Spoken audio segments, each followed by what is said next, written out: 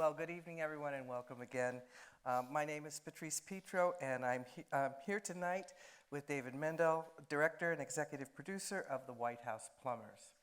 So, welcome back to the Pollock Theater, David. Thank you for having me. Thanks for coming out, everybody. The last time you visited us in the Pollock Theater was in February of 2020 for an event devoted to exploring the West Wing and Veep and changing notions of television, politics, and publics.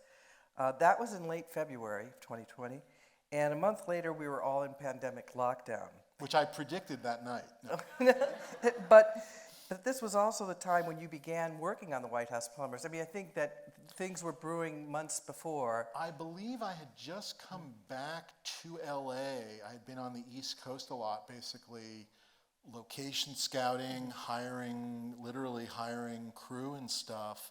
And we were all set to go I believe we were going that May in New York. And, we shut down and, again, it's a little bit like, well, there are silver linings, obviously a terrible, terrible time, but it did allow us to actually work on the script a whole bunch, which is never a bad thing. And actually, really the first time I've ever shot anything where by the time, because we had basically that extra free year where the script was locked. I mean, little things changed, based on some different locations and, that thing that happens where we wrote a long walk and talk as they enter the place, and then it turns out the place had a very tiny hallway, and you kind of go, oh, well then let's add a scene outside. I mean, there were things like that, but I guess the plus side of COVID was we had a pretty locked script, but yeah, it gave us that little extra time. So what were the challenges working with a cast and working with, and all the people? When we first started up, first of all, initially it was obviously just like, who did we lose? Certain crew people. And again, everything happens for a reason, but we had a DP that I really was excited about. And he basically, as COVID was ending, we were not like the first out of production. Other shows were ahead of us, and he needed to work. He was like, I have to work. I got to take something now. And it worked out fine because I then watched Queen's Gambit, as everyone else did during COVID, and I saw the name Stephen Meisler, who was the DP on that, and I think I called him just ahead of like 7 other people in the same boat who basically needed to hire crew and were like watching Queen's Gambit going, this is great, I'm gonna hire that guy, and I got to him first, and that was a really wonderful partnership on this thing that obviously would not have happened. I mean, there was a different guy in the job who also would have been good, but things happen for a reason. But look, it's hard to complain about what it was like being on a set during COVID, because obviously it doesn't compare to the education problems and people dying and whatnot, but it sucked. It was incredibly isolating. As a director, there were all these zones, and I was in like the smallest, most limited access zone in terms of people getting to me. And I was PCR'd and rapid tested 5 days a week to make sure it never got near me. We had some near misses where we shut down a couple of times, but again, it never pierced my zone, my region. But at the same time, it was me and Scripty at the monitor. Even like producers weren't allowed near me. Like we weren't allowed to share the same space. And there was something maddening, because so much of TV and movie making, or at least when I think it's done right, is social. Right. And the social element just went out the window. And, at some point or another, I was living in a hotel in upstate New York, with a sort of living room kitchenette. And it doesn't get more depressing than that. I mean, it really doesn't. And of course, I wasn't doing things I might normally have done. And again, this is not woe is me, I'm just telling the story. But I didn't hop on a plane for the weekend to go home and see my wife and kids because, like everybody else, it was just like, you can't pay me to get on an airplane. Right. So again, just very isolating. It was not fun in that sense. Yeah. Well, I know you've been asked this many times, but would you say more what distinguishes your take on the Watergate scandal, which has been told countless times across very different media, films like, of course, All the President's Men from the 70s, or Dick from the late 90s, Sure. or more recently Gaslit from just last year. So what is significant and significantly different about what you wanted to do? And of course, you're someone who's really engaged with all these other texts. So.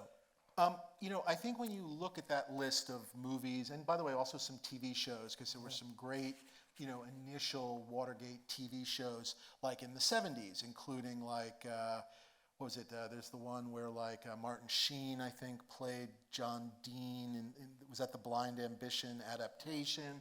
Anyway, there's some wonderful stuff like that.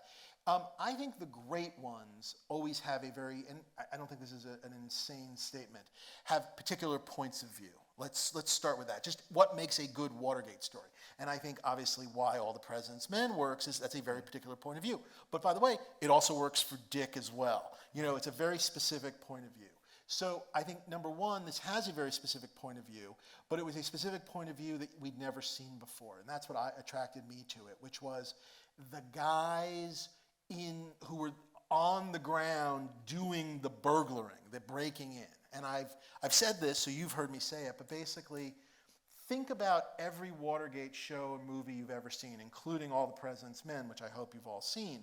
And at the beginning of every one of these, except The Post, Steven Spielberg's movie, which ends with the Watergate break-in, you always see like an exterior of the Watergate and flashlights and like whatever, and then you cut inside and there's people rifling through things, and then you cut to the garage door and there's a security guard finding a piece of tape, and then all of a sudden there's a phone ringing and it's like 5 men were arrested at the Watergate Hotel, and then you don't see those guys again. In some of the movies, they're not even named. Maybe you hear Hunt. Maybe you don't. Maybe you hear, James McCord, but you don't even hear the names. And this was an opportunity, which I thought was very specific and special, to tell their story, basically the guys in the foxhole. And so that to me was what was really interesting and unique, and it felt like it was so, in particular, interesting to not be in the corridors of power, to never be in the White House, you're in the EOB, you're next door to the White House. We're never going to be in there. And I'll tell you something, you can't tell from watching it, but in the original script, and I shot it because I loved the idea, which I'll tell you in a minute, but I cut it, and it's actually one of the things I think that helped get me the job, because I initially went in to just help with the scripts, with the writers, and I pitched a bunch of stuff and helped them move around some things. And by the end of it, they were like, all of a sudden I was being offered the job. But one of the ideas in the script was every couple of pages, and again, like 3 or 4 times per episode, you were going to cut in and hear excerpts from the Nixon tapes. So you were going to hear the bugging. And I'll get to why I got rid of it in a minute. But I had this idea, which I'd never seen before, which was I thought it would be really cool to actually see the tape room in the basement of the White House. So it's this like locker room, and see where they actually had the reel-to-reel tapes and the guy whose job it was to switch them out. And then to run sort of basically up the wall, basically, and follow it, basically. And there's that great sequence in, I'm not going to remember the name of it, I'm such an idiot. It's the one, it's with the pneumatic tubes and the notes, and it's a French movie. All right, audience, help us anyone? out. I'll think of it. The second I get in the car, I'll think of it. But anyway, it's like, they're sort of sending notes, like inter-office notes anyway, and it's basically, you're sort of following it. So there was my little bit of inspiration. But the idea was to follow the wire basically up under the desk, and the scene was going to be shot basically, if you will, from the bug's POV. So you would basically be behind the microphone, and you'd see knees and legs and stuff, but you'd really be like looking at it, almost like the close-up of the bug. And I thought it was a really cool shot. Again, I'd never seen it in any of the other Watergate things. I really liked it, was really excited about it. Got in the edit room, and what I realized was sort of a two-parter was that the entire hearing Nixon and hearing him during the process, but no one heard it then. We don't hear Nixon till Right. much later. It ruined that entire sense of these guys have no connection to Nixon. Therefore, we, the audience, should have no connection to Nixon, and eventually just cut it out. But I don't even remember what your question was, but somewhere in there was an answer, I think, maybe. So yeah. We have lots more questions and lots more. I want to talk a little bit about tone, because this first episode, it goes throughout the series, and we'll talk more about that as well. But the series is often it has been classified as a political drama, but it also obviously blends history and humor. You've said in other interviews that you thought of it, or that you never thought of it as a comedy because it's such a horrific period in American history. Instead, you've described its tone as a tragedy that makes you laugh. Could you say more about the tone? Yeah. Here? I mean, it goes back to honestly the history, which is you cannot read these details. And one of the things when I first was just interested in this at all, and was the notion, and I don't think I'm giving anything away because it's the beginning of this episode, and I don't know if people have people watched the whole show and are here tonight, or is this people just kind of checking out this first one? Okay, I won't give away too much, but as you saw from the very beginning, there are multiple break-ins, which is something, as someone who was a Watergate aficionado, I did not, somehow it just escaped me. And not only are there multiple break-ins, but the guys who did the break-ins argue about what counts as a break-in. So there are ones where like they don't get upstairs, they get foiled earlier on, and some of them don't count that. They only count the ones where they like got upstairs and couldn't get in the door. But if they didn't get in the building, they don't count it. So there's this hilarious disagreement. But anyway, the larger point being is you cannot read the story of these guys attempting to break in multiple times. And this is a little bit of a spoiler. The first time they attempted it, it was a pretty good plan.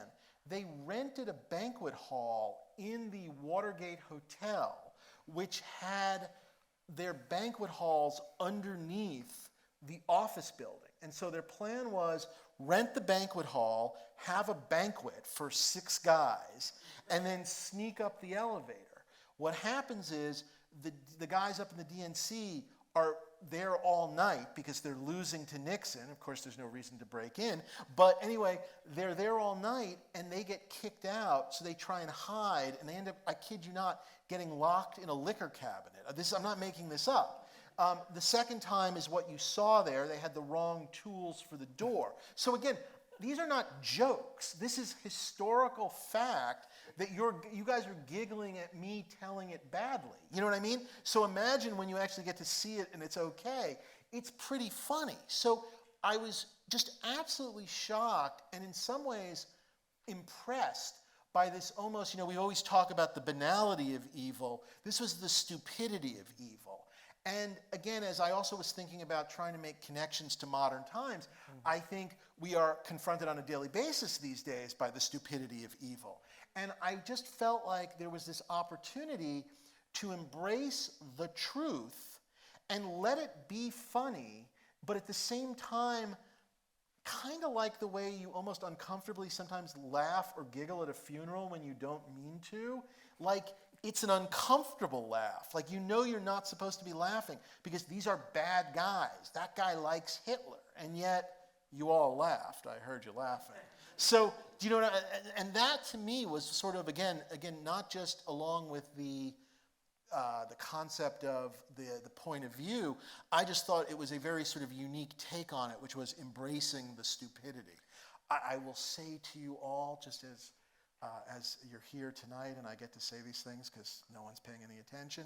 Look, again, first episodes are always difficult. I think finding the tone, there's a learning process there. I think if I could go back and ever so slightly tone it down one more degree, I would. And if you watch the further episodes, it finds itself for myself, I find it finds its way ever so slightly more, which is to say, every now and then I look there and it feels a little big for my taste. But, that's all hindsight of having watched it 87 times. So, yeah. We talked a little bit earlier when we were having dinner about, the whole banality of evil thesis and the stupidity of evil. And yet what seems so different, like Hannah Arendt talking about Adolf Eichmann in Jerusalem, 1963. Right.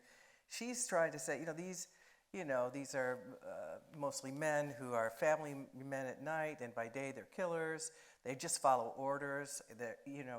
And so here, as the more I thought about it, is here, it's not about following orders. They're not following orders. I mean, they're making things up. But there's a kind of, at once, a kind of individualism, rugged or not, added with like celebrity culture, this desire to be like, if not a celebrity, but an important person. And Gordon Liddy definitely had delusions of James Bondian grandeur. It's a strange thing for a guy who wanted to be a secret agent. It's the thing that people joke about James Bond. It's like he wanted to be a secret agent, but he also wanted to be the world's most famous secret agent, which of course does not make for a good secret agent. And, much like, I don't know, I hate to say, somebody willing to sort of become famous for a sex tape or not wearing underwear when they got out of a car, he didn't particularly judge how his fame happened. He was actually ultimately quite okay with sort of, as he became kind of a national joke, but all he kind of cared about was as long as they spell my name right, that old cliche. And in a strange way, and I don't think this is a spoiler, he kind of got everything he wanted. G. Gordon Liddy became, for those of you that can actually remember Johnny Carson, G. Gordon Liddy became like a bad punchline. He got kind of everything he wanted. So there's definitely on his part that sort of desire for celebrity. There's this desire to be closer to power, whatever that means, which is, something we talked about this as well. That was definitely a big part of my Veep background, working on Veep, was that we were dealing with that all the time. Of, if I can be 1 inch closer to the guy making the decision, then I'm, X degrees more important and more powerful. But the other part of it, which is, again, I think you can draw these lines from then right to now, they're not following orders, but they think they're on some sort of, they've deluded themselves into some sort of like almost holy crusade. Right. And you hear it in some of like Howard Hunt's languages, where anybody who doesn't agree with him is a communist or a degenerate, a goddamn Jane Fonda, an elitist, Hollywood a-hole, whatever. And so you're hearing that language, which sounds very familiar to us now, and yet, again, 1972, but it was this sort of birth of true believerism, this sort of, where all of a sudden it wasn't, I'm for Ike, or I like Ike. It was somehow that our guys not only know better, but I'm willing to just put it all on the line for a guy who, of course, it turns out, is not interested in protecting me, as they all find out, the Michael Cohns, the Rudy Giulianis, they all discover this, but also like a deluded sort of like crusade, a holy war. And that was definitely, it's definitely part of America, but it was a big change, I think, in politics. So that's... but of course it was also, a characteristic of Nazi Germany. Yes. But what seems, I wonder But and I'm not, this is going to be one of these strange things, but let me tell you why the Nazis were, but it was this, there What's at with least. your Hitler? Right, exactly. I once wrote a sketch, sorry, this has nothing to do with anything. I wrote a sketch at Saturday Night Live, this would have been back in 92 or 93, and I will tell this story because we're here out of college. I was fresh out of college, I started work there when I graduated from college and started the following fall at SNL, and I wrote a sketch that was sort of about being in a classroom, which was somebody attempting to make a point about Hitler's rise to power, and the point was how, trying to say like he was a good speaker, but of course the other students just keep attacking sort of in that, are you saying Hitler was good? And it's like, no, that's not what I'm trying to say. I was sort of saying he was a good speaker. So you're saying he was good. And anyway, it was that idea. But anyway, where I was going with it was, in 1972, you don't have the inflation, the Weimar Republic, the sense that, you don't have those things. In some ways, I think what you do have, and again, it's sort of, no one ever says it in this movie, in this show, and no one said it a lot out loud, I think, in 1972. You have, quite honestly, you have the Civil Rights Act, and that's, you sort of are starting to see sort of the breakup, the Democratic South goes Republican, and you sort of, all of a sudden, it's the underlying thing, I think, which is to say, we are, yes, I'm going to call you a communist and I'm going to do all of this, but also what I'm really kind of saying is, they're the party that the black people are voting for, and they're trying to give a lot of things to black people, and we're the party that isn't. And so I think there's that sort of underlying thing that's in there that connects to that true believerism. Again, there's a point in there somewhere. And I don't want to belabor this too much because I have other really good questions. But I really think, I have been thinking about just the role of media, like the radio and the LP, and Hitler's speeches and how, And by the way, later on in the episodes, you get more of the news, the actual, like the day-to-day coverage, but it's also fascinating because it's so much slower. No, that's right. Yeah. So you just think of how media itself there's always been blind loyalty, there's always been fanatics, but how it proliferates in media in different ways in different historical times. But we'll leave that for another time. I wanted to talk about what is, I'm sure, pretty obvious to people, but critics have described the White House Plumbers as a buddy movie, a male romance, a bromance structured like a love story. Clearly, the casting of Harrelson and Theroux was key, since they do have a chemistry on screen. More than this, I recall our conversation back in 2019 of Billy Wilder's Some Like It Hot. You said then that you found inspiration in Billy Wilder's work and Some Like It Hot, and his work with an actor like Jack Lemmon, and that you found similar chemistry between director and star. And so Billy Wilder would go on to work with Jack Lemmon. Multiple times, yep. And you were saying that inspired, that also kind of describes your relationship working with Julie Louis-Dreyfus. So what could you tell us Only about... in that definition, I think she's Billy Wilder and Jack Lemmon. And I'm just We can change it up. I'm just a guy.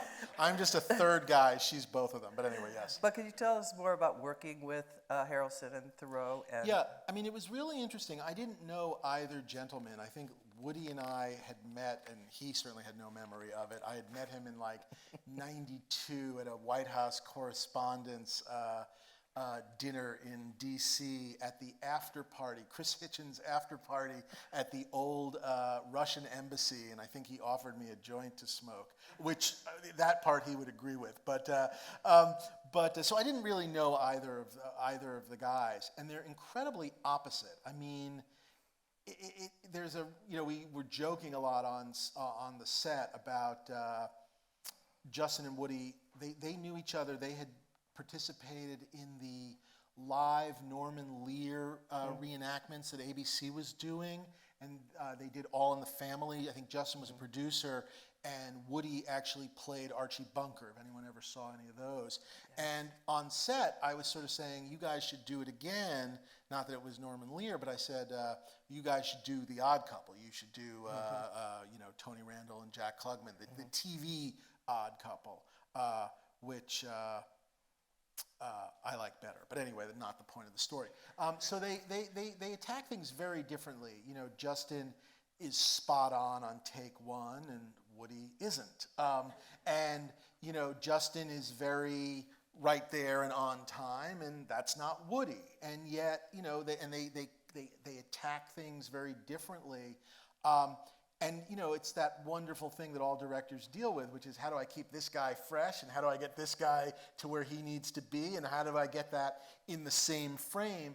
Because we had this theory, Stephen Meisler and I, which we kind of lifted in part from All the President's Men, because again, if you're going to steal from the best, which was, if you watch All the President's Men, go back and watch it, once they are together in that movie, they are always in the same frame. It's all two shots. And even when it's not a two shot of like two guys sitting next to each other, and by the way, they go into Ben Bradley's office, they're sitting on like a small settee for two. I mean, I don't know if Ben Bradley had that, but they did in this. It's always two shots. And if you look at when they're typing, the way they've organized the desks, it's always like one guy typing in the foreground here and the other guy in the deep background, you probably with a split diopter or whatever, kind of in profile. But again, they're always in each other's shots. And the idea sort of stole the same idea, which was sort of these two guys, once they come together, they're going to be in this two-shot, and then they're going to be in that two-shot until things start to go bad in the later episodes, and it's going to fall apart. And I never think the audience is going to sit there and go, aha, it's a two-shot, and aha, now there's no two-shot. But I do think on a psychological subliminal level, you notice something, and something is off, and something is different. It's not like the way it was. And that's that feeling of uneasiness that I'm looking for in the later episodes. Anyway, round it back around. So imagine a two-shot, and I've got one guy on take 1 who's great, and I got another guy who's on take 17, and he's wonderful. And you're trying to sort of find that thing. And again, some of it was really a little bit of on-the-job training because I didn't have the relationship. And it's a little bit of why I sort of said what I said, I think, about episode 1, too, which is I just think we all got better at communicating with each other as it goes. And by the end, I mean, it was great because we all did understand each other. And the good news was the bigger, maybe more emotional, more important scenes were definitely way all over the back end of the show. And so by the time we got there, when,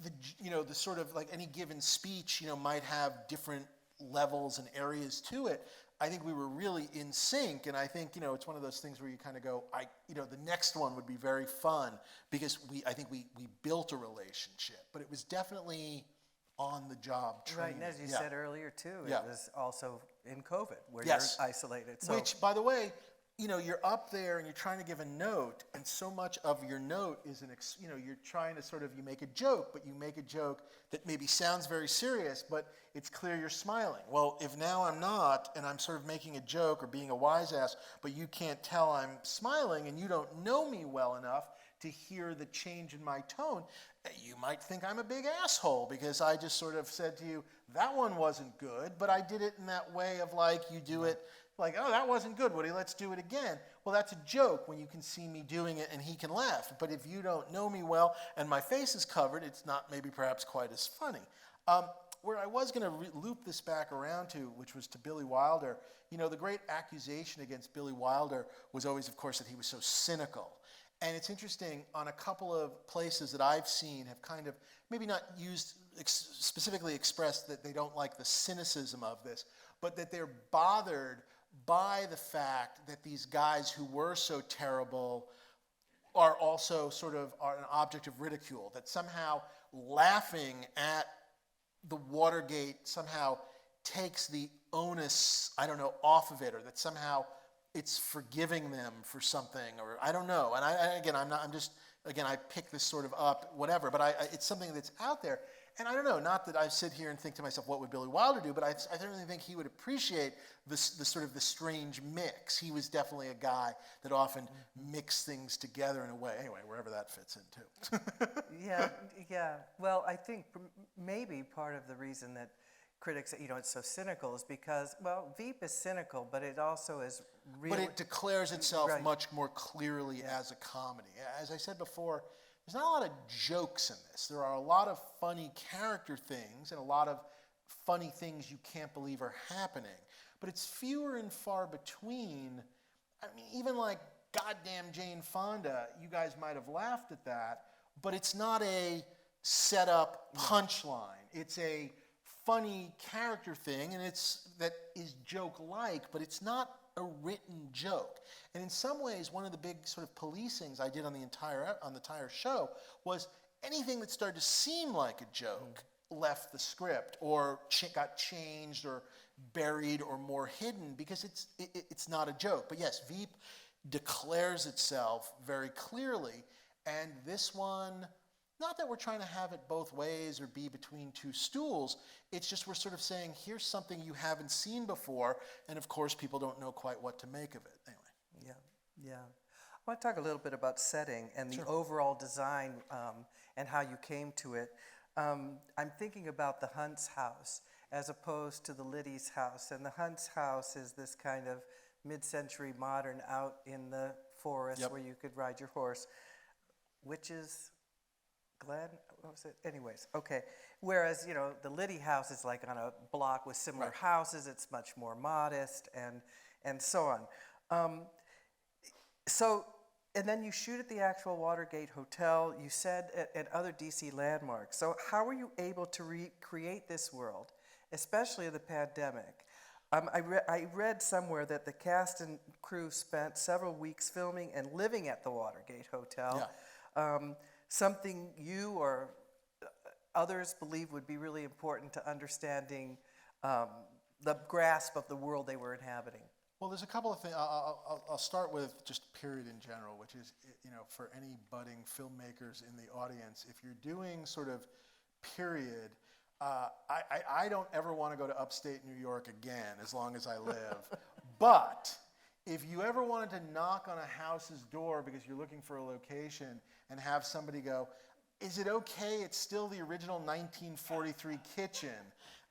Newburgh, New York, the Poughkeepsie area is the place for you. I mean, it was a fascinating thing. Our first time around, pre-COVID, we were going to shoot in New York City at Silver Cup. And every day during our location scouting, we would drive further and further upstate, even though we were supposed to be shooting in the city. Because basically, if it looked okay from the outside, you'd go inside and it would be completely renovated and look like, you know, just like crazy modern glass, whatever. And then half the time we'd go somewhere and it'd be covered in scaffolding because they were undoing whatever interesting characteristic, you know what I mean, or they were knocking it down or whatever. So it was this fascinating thing where you were going up to some of these depressed towns like downtown Newburgh, which has these wonderful old like abandoned banks that are just nothing. You know, most of them at best are being used as like party rental spaces. And so we would take one over and that became our Watergate hearing room. And it's this incredible old giant building that we turned into a hearing room. You won't know the difference when you see it. So that's number one. We got very lucky sort of just being in this sort of unfortunately depressed New York City upstate area that has a lot of old stuff. So that's number one. In terms of, you know, things like the Watergate, there are things, the Watergate is such a strange building, and I don't know if anyone's ever been there.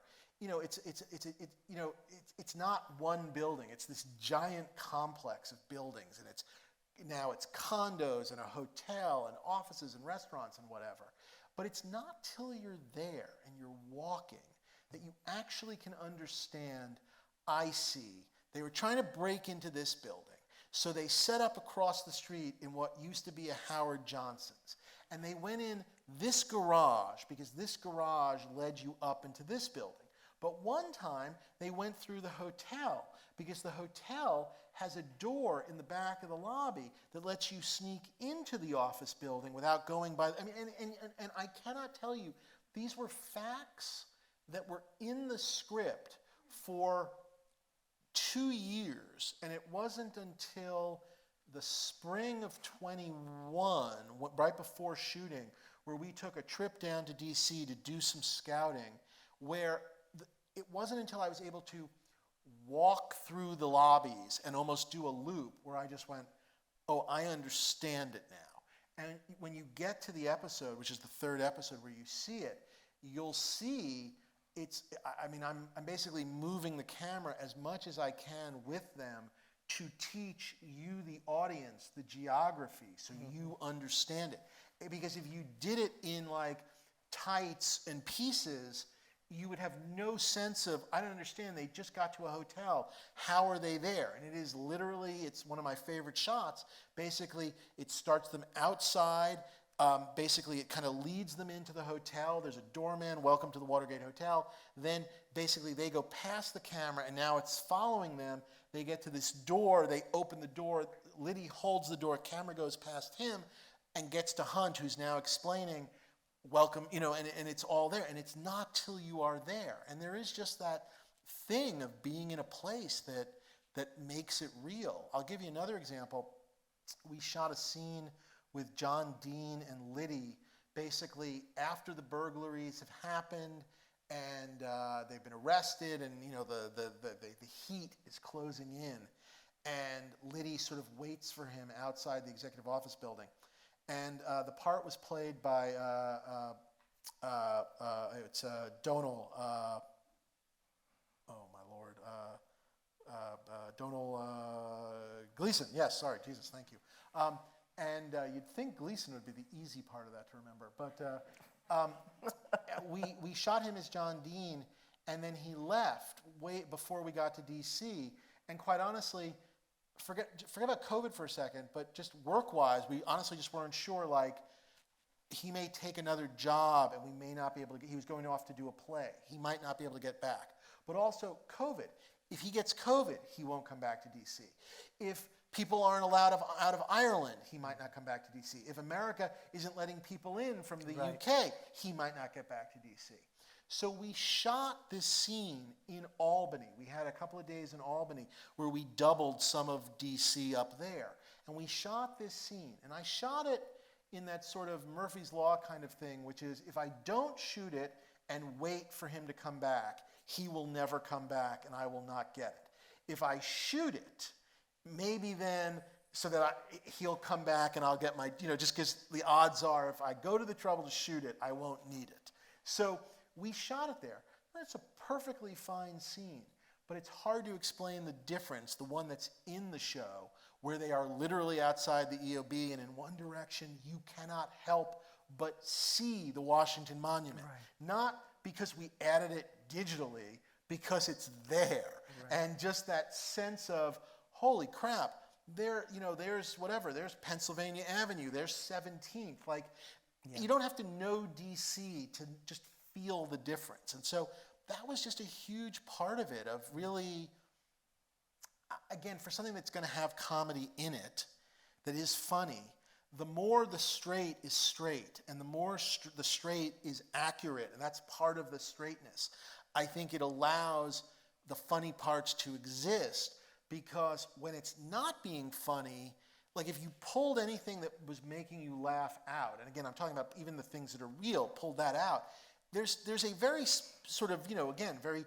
dark, real, brutal movie or show in there, and I think it's all made that much more dark and brutal by the real Watergate, the real streets of DC. So I guess that's a big part of it. And the period accuracy. And we talked a little bit about this, we were talking before, it's real period accuracy. It's not the 70s show, which I love the 70s show, but everybody in every scene is always wearing a turtleneck, like a mustard yellow turtleneck. There are not a lot of mustard yellow turtlenecks. Everyone isn't sitting on a beanbag chair. There's that thing that I think people forget. We were joking about this. Like something will be a show from 1971, and especially like on a cheaper, like on a flashback episode of a sitcom or something like that. Well, okay, it's 71, and they just have everybody dressed from 71. Everybody's hairstyle is 1971. The furniture, everything is 1971. That's not how it works. If you're a married couple in 1971 and you're living in that house, your car may be still from 1961. Your ties may be from 1963. If you're a woman, you may have locked in on your hairstyle 20 years ago. That's what things are. And then, because I do now remember what your question, some of the other parts of your question, in terms of the houses, in a show that is about a lot of white guys and a lot of white guys in suits, I'm always looking for things that can define people in ways that are easy for the audience to understand. And so, by definition, Howard has more money, which is true. So he's got the bigger, nicer house, and yet they don't quite have as much money as they want you to think. So some of the stuff is a little ramshackled, and there's maybe a little too much furniture. And he cares a little bit too much about the right clubs and labels and things, which you'll see. And the Liddies they actually had a much bigger house. It was just in a bad part of, it was not as a good part of DC. So they actually didn't have a small house, but for the purposes of because I think class distinction is an important thing in this world and in general. So to give them the sort of smaller house where he's buying more off-the-rack suits, and he's allowing his ties to sort of be a little bit more of an embracing of the modern sort of fashion style. And Fran Liddy is maybe reading the magazines and striving to be a little bit more of the now, but also take note, she's maybe sewing her own versions of the latest fashions. So it's a little bit more made and yet trying to be a little bit more fashionable. And so, you know, you're looking for those things. The Cubans, and again, I'm not asking you to sit there and answer a quiz and know this all. I'm just telling you, this is there for me, this is there for the actors, and again, I think it's all there subliminally. So each Cuban, and by the way, I'm very proud of this, they're all played by actual Cuban guys, real Cubans. They all had different ties. It was fascinating. Each guy had different stories about his own familial connections to the Bay of Pigs, which was just beyond fascinating. I could have listened to that for hours. But each guy, we did the research on each guy, and Macho is different than Muscalito. And Muscalito was a little bit more of a snazzy dresser. And Macho was a little bit more, he was a little bit more almost trying to dress like Howard Hunt, who he kind of worshipped. And he was a CIA operative, but he wasn't allowed to advance as far in the CIA because, of course, he's Cuban. He's non-white.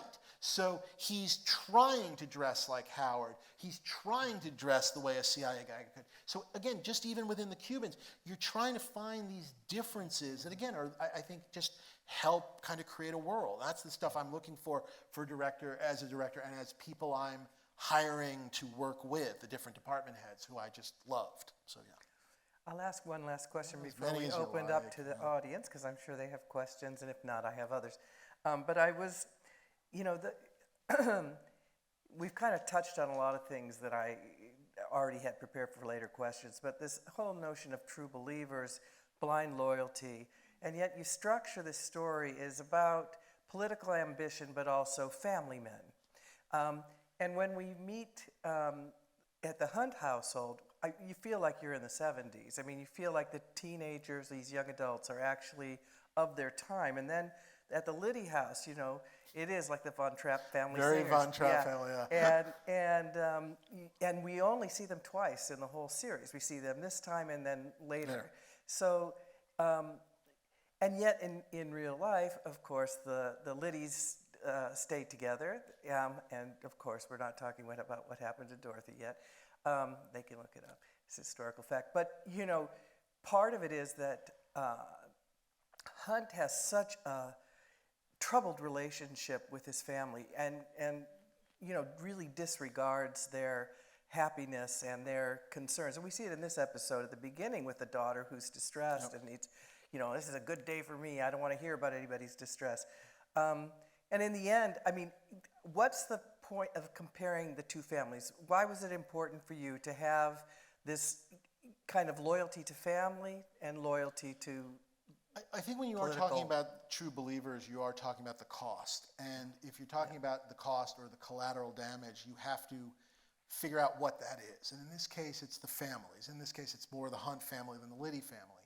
And a little bit of that is the comparison to sort of show that, you know, Gordon Liddy, again, we talked a little bit about on the B side, kind of gets everything he wants, stayed married to the same woman, his kids, you know, for the most part, tight-knit family that worshiped dad, like sort of everything that the Hunts weren't. And a little taste of that is really, I mean, I didn't think you needed 100 scenes of it, but I think it was important in some ways to show he was willing to make these sacrifices, but in a way didn't have to, and then also, of course, it didn't have any damage.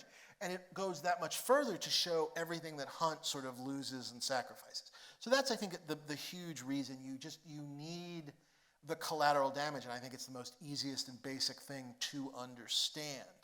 The other thing that's a big difference between the two of them, and again, this is a little bit about class distinction, but also just who they were. And again, I'm talking about big, broad labels, and these are things that are never said in the show, but again, this is the stuff I was thinking about, talking to the actors about and whatnot. Howard Hunt was a has-been. You know, his glory days were at the Bay of Pigs. And so this is a guy that, you know, when we joined this show, has spent 10 years trying to be important.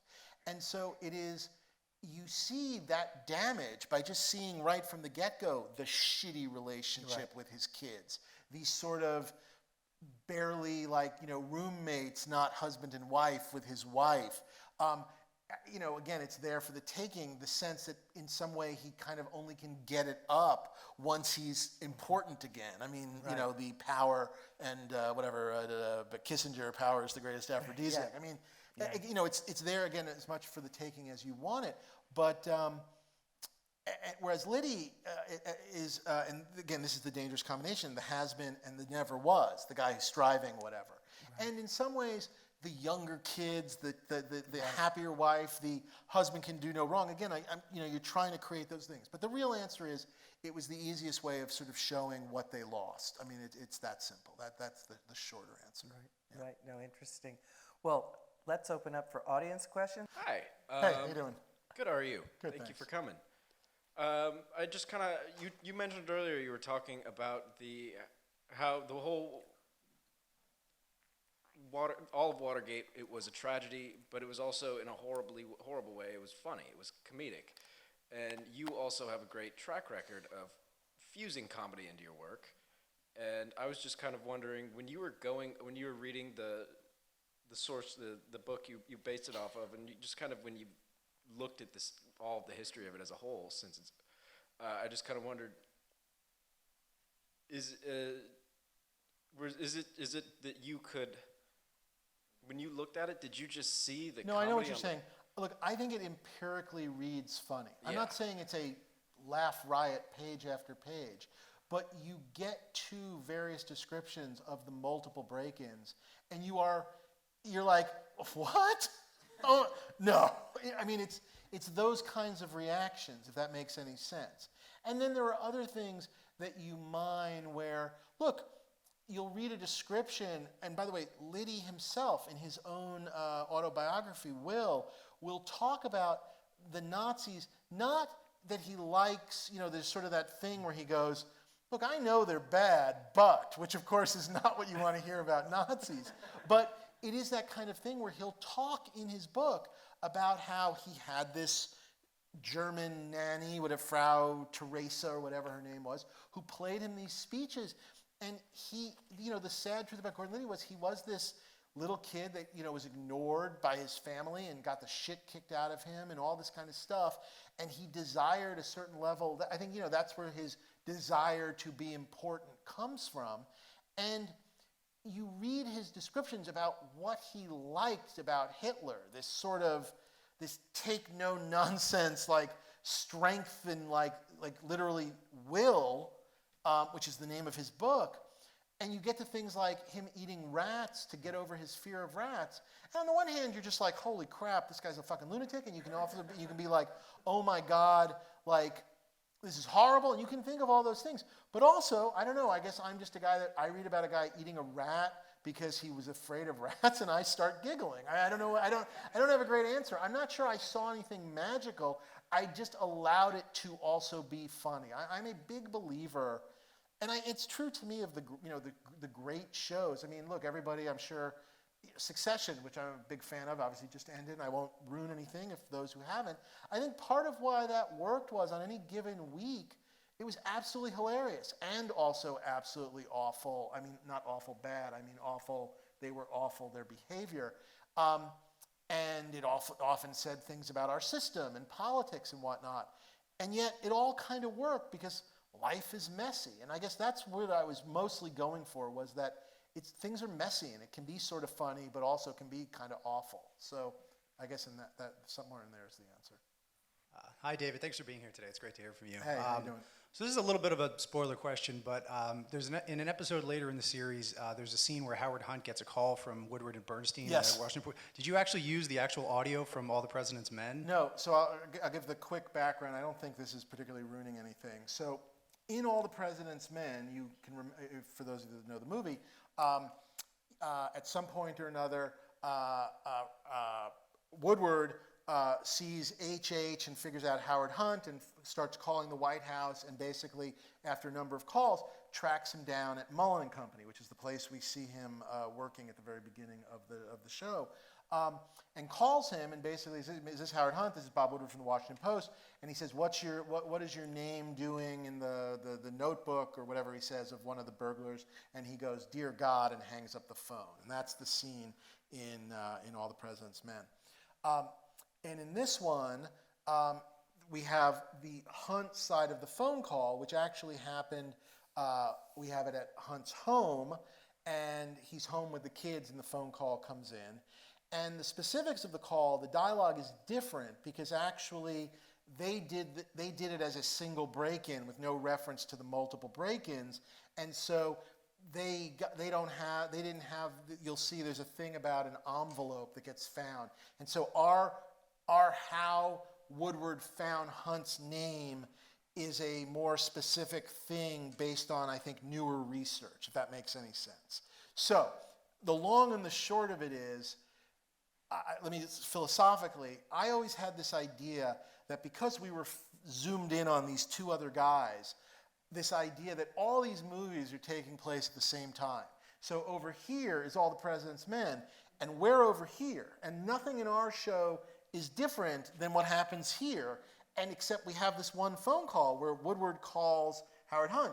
So we have the Hunt side of the phone call, and we kind of did it, and I think one of the writers was just reading it on the other end of the phone, and we were in post having this conversation. It started as a joke, but it was sort of like, ha ha, we should get Redford to do it. It was like, yeah, right, whatever. So we start going like, well, what should we do? We can audition some actors, whatever. And then at some point or another, there was this idea of like, well, why don't we see if Bob Woodward wants to do it? Because who sounds more like Bob Woodward than the real Bob Woodward? And again, not that anyone would be sitting at their home and go, oh my God, that's Bob Woodward's voice. That's so cool. But again, like someone might write a little article on it. And so it was like, well, I mean, that's as good as it gets. And then I remembered that Woody made a movie with Robert Redford. He made that Indecent Proposal movie where Robert Redford offers him $1 million for Demi Moore. And so just on the fly kind of asked Woody, could he send a note to Robert Redford and ask Redford, would he be interested in playing the role of Woodward again? I mean, just do voiceover. And a long period of silence, and we were just, auditioning actors, and I will not lie, I found two pretty decent two pretty decent Redford sound-alikes that I found. And I was sort of thinking about just doing a sound-alike when, lo and behold, he got back to us and said, yeah, he would do it. And so his assistant recorded him doing it, and I got to put it together in the edit room, and I'll just tell you, I mean, whatever the fuck about this show, and when you can all hate it, I don't even care. I got to cut Bob Woodward's dialogue I got to cut Bob Redford as Woodward's dialogue into this thing, the coolest thing in the world. So it's Redford playing Bob Woodward when you get to that scene, but newly recorded. So if you listen carefully, you hear his age ever so slightly, but it's pretty damn cool if I say so myself.